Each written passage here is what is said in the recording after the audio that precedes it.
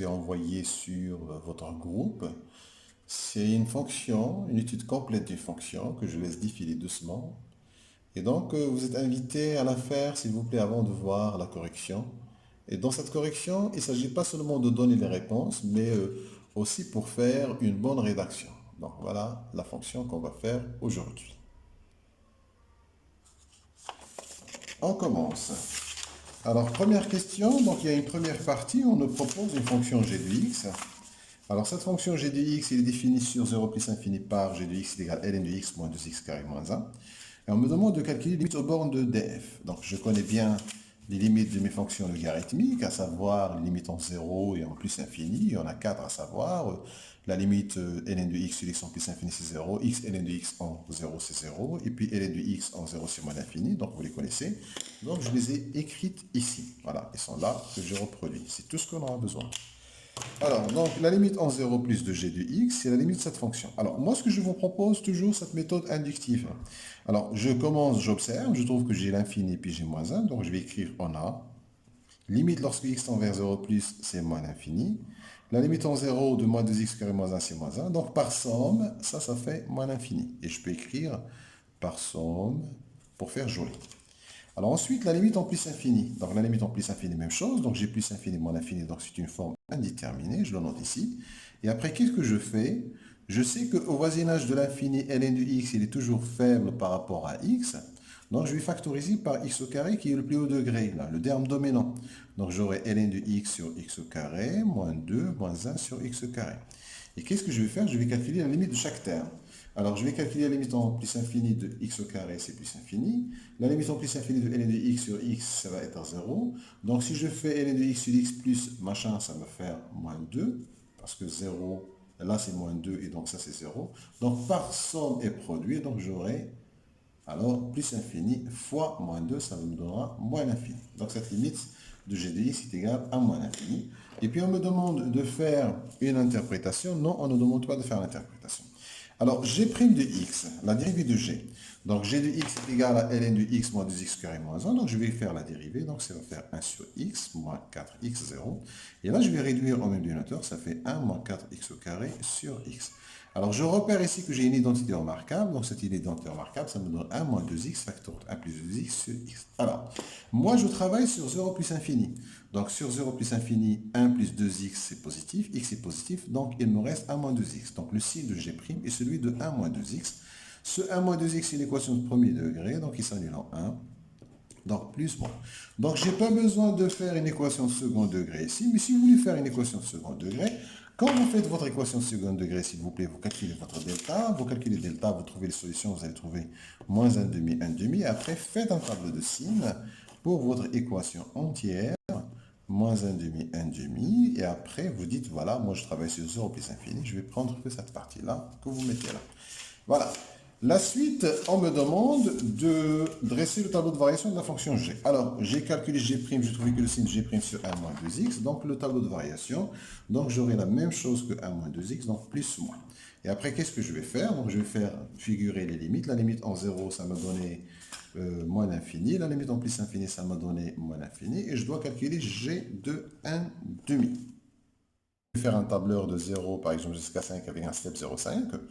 Bah, et après, donc g de 1 demi, de 1 demi, ça va être moins 2,93.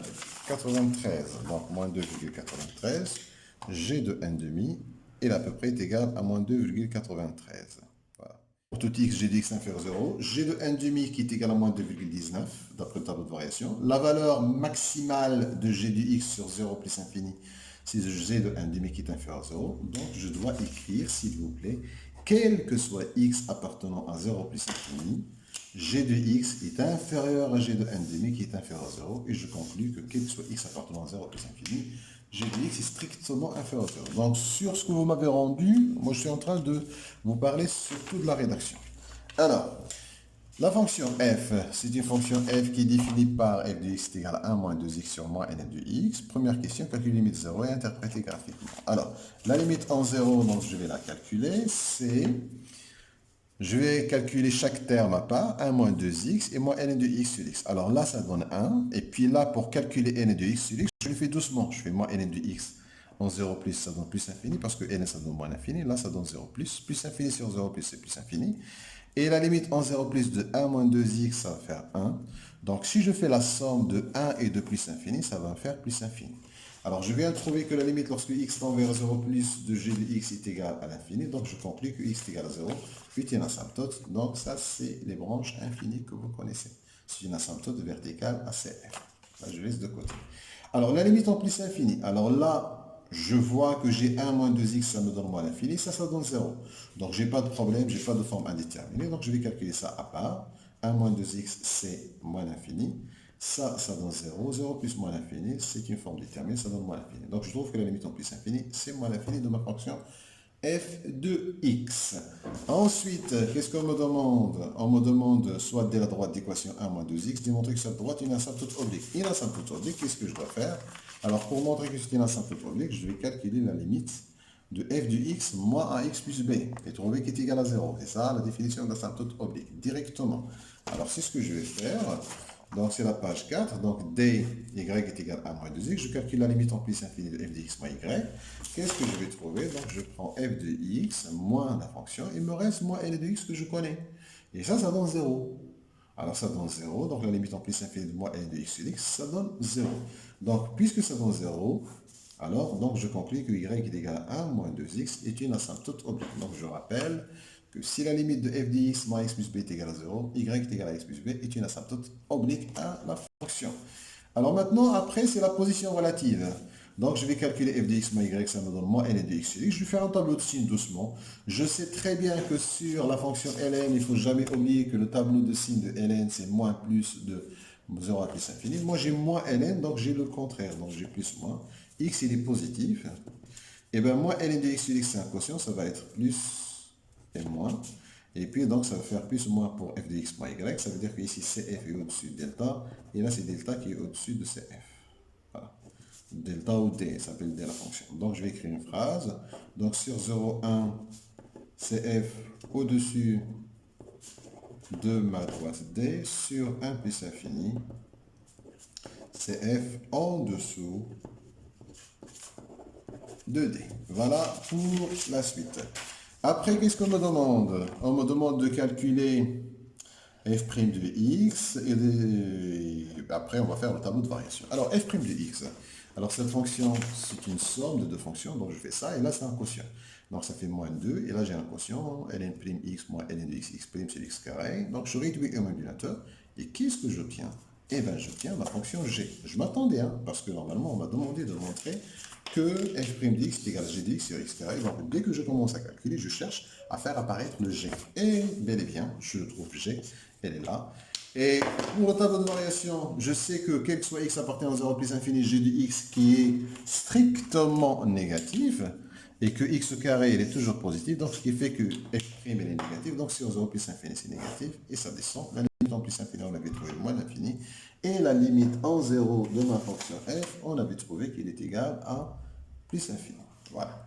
Donc, ensuite, qu'est-ce qu'on me demande ici? Donc, on me demande, j'ai ajouté des questions. Montrer que l'équation f de x égale 0 a une solution unique alpha et que alpha entre 0 et 1,5. Donc, cette question, je l'ai ajoutée. Qu'est-ce que je vais dire? Alors, sur 0 plus infini, f est continue et strictement décroissante. C'est le tableau de variation qui me donne ça. Donc, elle est strictement décroissante.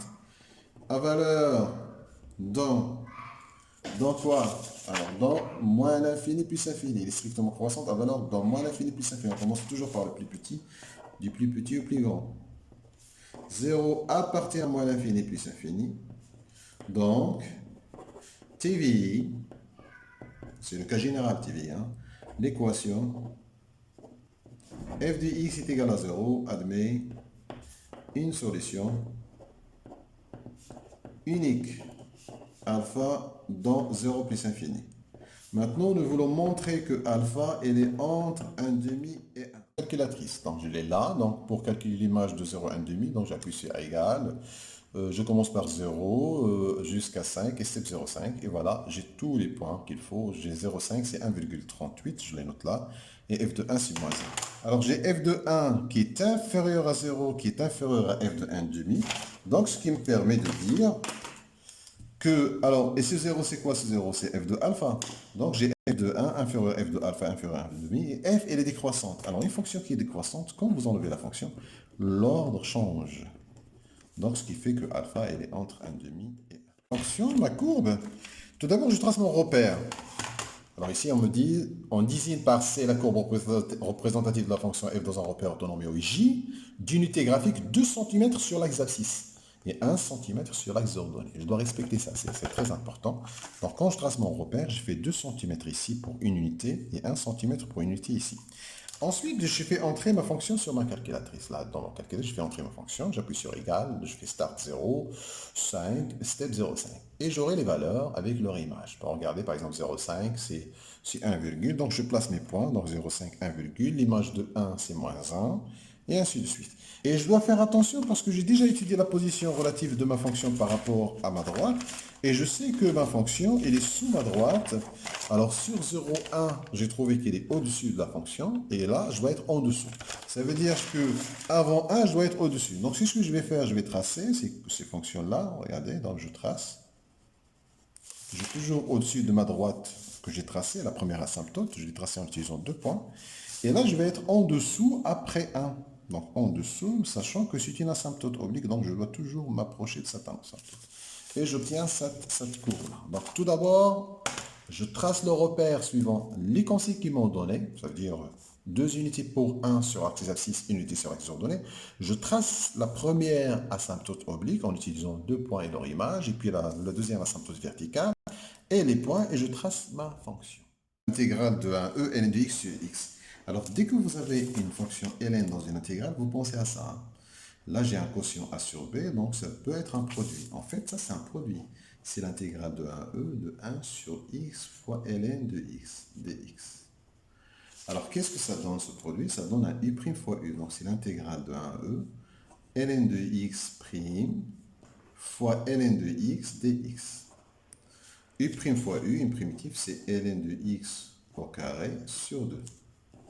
Entre 1 et e, si je remplace, ça va faire ln de e au carré sur 2, moins ln de 1 au carré sur 2, et ça me fait 1 demi, parce que ln de 1, c'est 0. Je rappelle que u' fois u, une primitive de u' fois u, c'est u carré sur 2.